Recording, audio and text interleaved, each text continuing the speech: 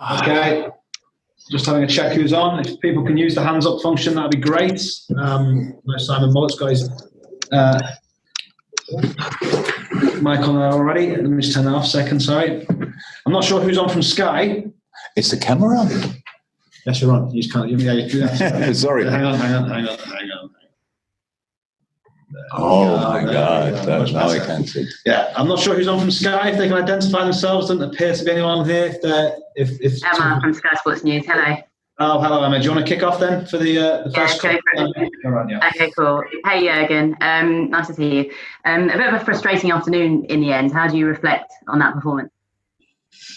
Good performance in most parts of the game. There were moments when it was like Liverpool against Nick Pope, because I think it's the biggest challenge in football to play against a team which is that well organized and create against a team which is that well organized and has such an outstanding attitude like Burnley has. But we created super chances. So, but there was always one guy who wanted to deny us, and it was Nick Pope.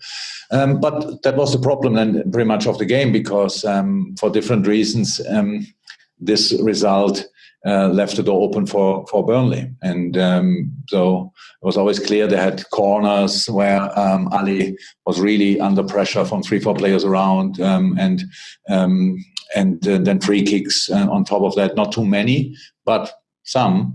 And it was clear that they want to have these situations. When they had them, it was always a threat. Apart from that, in the game, we how I said, we really did well. We should have scored more often, didn't do that. So I'm fine with the performance for 80 minutes, I would say. More than fine, because it was probably one of the best games we played against Burnley, but we didn't score. And that's why we only got a point. And I just want to get your view on a couple of the incidents as well. I saw you talking to the ref after the game. There was that challenge on Andy Robertson, and there was also the build-up to Burnley's equaliser from a free kick given for offside, which wasn't offside. Just your view on those incidents. No, I didn't speak about Andy Robertson's situation, because in the game I didn't see it. I saw it after the game. That was, yeah. So, I spoke about the goalkeeper situations. It's I know it's and I don't. It's. I feel like we've lost the game. We didn't. I know that. And maybe it's not the best moment then to talk about these things. It would be good. You win 4-0 and you could talk to a ref then about that, and I would have. But that's the problem. But how can you let it happen that a goalie constantly, when a corner comes in, is that much? That 3 players are allowed to block him. That's just not how it should be. But for the ref, it was obviously not a foul or not a problem, and that's why he left. Didn't whistle in these situations, and that was what I told him. But that had no influence on the result. How I realized later. Thank you, Emma. I don't have any other hands up, guys, unless someone wants to turn their thing off and ask.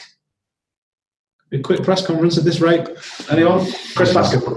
Oh, sorry. I'll talk about the kids. Again, I mean, they were really good today. The confidence of Curtis, incredible, really, to watch how he played. Yeah. So look, it's for a player with the creativity and the technical skills of Curtis, is a good game to play. If the boys around him create these moments where Curtis can then really use these skills, turn, good orientation. Our style of play suits him, so that he really can make can be quite impressive. I know that. But a lot of steps to go for him, obviously, but it was a good game, that's true. It's much more difficult than for Nico to play on that side against a team who is pretty much there for counter-attack and set pieces. But he did really well as well. So it was it was good, just good. So how is that? The game was a really good game, and they were all responsible for that. Then in the end, it was just a draw, and I can really not deny that it feels completely like we've lost the game, because we should have scored more often, and but we didn't, and that's our fault and nobody else's fault, and that's why it's 1-1. Okay, thank you. Joe Bernstein next, and then Carl Markham and Dave Maddock. Joe Bernstein.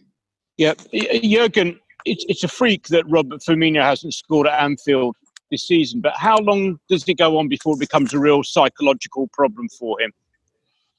It is not it cannot become a psychological problem because Bobby played today an outstanding game and we don't judge him. So I hope he will not read your newspaper if you make a story of it, because we just don't think about it. It's not important who scores. Bobby, we need Bobby for other things. We need Bobby in exactly the spaces where he was today.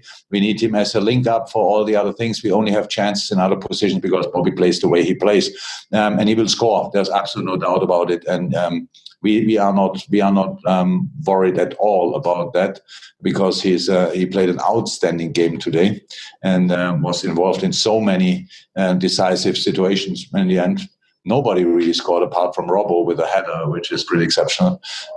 So no, will not become a problem. Thank you, Carl Markham and Dave Maddock next. Carl.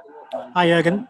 Mentioning Robbo there, the rest on Wednesday seems to do him good. He came out so rejuvenated today. He was almost back to his old self today.